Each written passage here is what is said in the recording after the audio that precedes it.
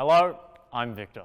If you didn't read my biography for this TEDx event, I'm 16 and I am notoriously remembered for, well, nothing, really. I haven't had a big accomplishment like my fellow speakers. I think the closest I have to an achievement like theirs is being the most improved player on my basketball team in Year 9.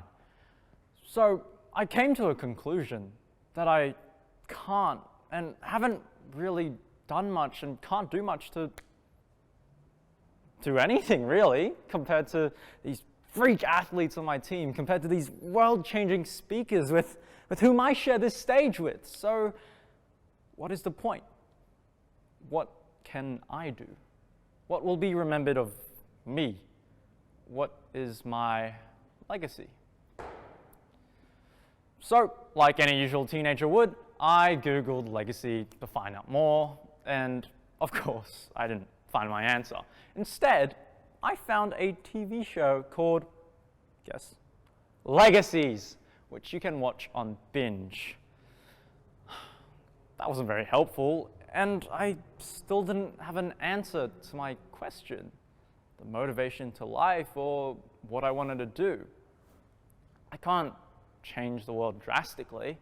It's almost impossible for me to do everything or anything that'll help change society, that'll end wars and famine and poverty. So what is the point? It's impossible for me to do these things. On the topic of legacy, I just want to quickly list off some bad ones. Number 1, COVID-19. Number 2, Galileo to the 1600s society. And number 3, my basketball career. A good legacy, however, is Galileo's. His legacy is as the father of astronomy and physics. But back then, his legacy was disregarded and only known for defying the heliocentric system. If you told Galileo that centuries after his death that humans had traveled to the moon and used his work on astronomy, he'd probably say you're crazy. I assume he'd say that because, well, first, he's dead, and second, I don't speak Italian. But even so, it just shows how subjective legacy can be to each individual. We see Galileo as a pioneer of science, but back then, he was a failure, even when he was right. Galileo's big discoveries that we acknowledge today were minuscule and worthless back then. So that's why size doesn't matter. With billions of people living on planet Earth and all those that have passed, my legacy is worthless. In time, I will be forgotten. So what is the point? I mean, I'll never be the sexiest man of the year, so I'll never have these big achievements that'll solidify me in history. My dad is driving me to a basketball game through traffic. You know how traffic is. And as I was looking around at the cars, I noticed. You ever get that thing where you see a stranger and they see you and you guys make eye contact, but it's awkward, so you guys look away, but then you look back and then they look back and it's still awkward, and so you still look away? Well, that didn't happen. But as I was looking at these cars, I noticed P-platers packed with young adults, lone drivers, JDM fanatics, family SUVs with children and tired parents. I realized then that I would never see these people again. I would never hear their stories, and they would never see me again. I was so lonely in such a big world, so what is the point? I needed to change my perspective. Sure, my legacy won't be remembered for millennia to come, but what can I do that'll make a change? What can I do that'll make a difference in my life and the life of others? Well, legacy is subjective, as you can see through Galileo. So, what does it mean to me? I find that living in the moment is crucial.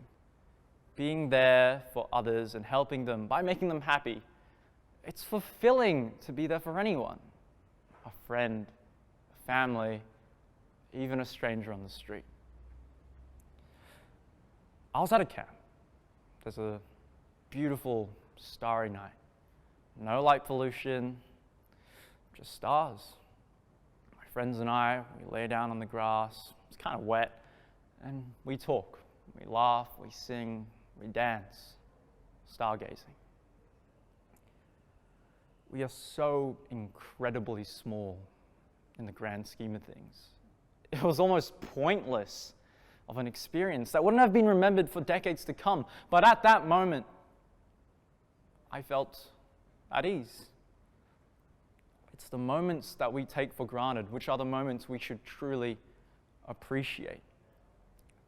These small experiences, which are pushed aside for a bigger purpose or goal, they're the special moments that define a legacy. These big goals and achievements, they're not the only things in life. I mean, yes, they're important, but overall, you need to just live in the moment. Take in these experiences. Be present.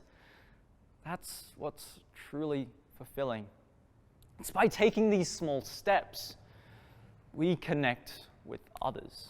It can be as basic as watching the starry night, having meaningful and meaningless conversations, listening to a friend and just being there for them, or even helping mum with groceries. They're not big things, these small actions, but they mean something to someone, even if you don't realize it.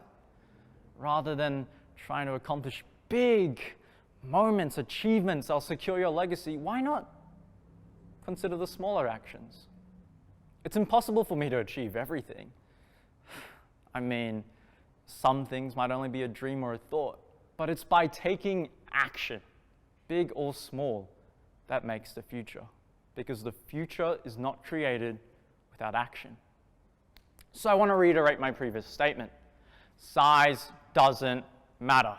As you've hopefully gathered, life isn't about the big things.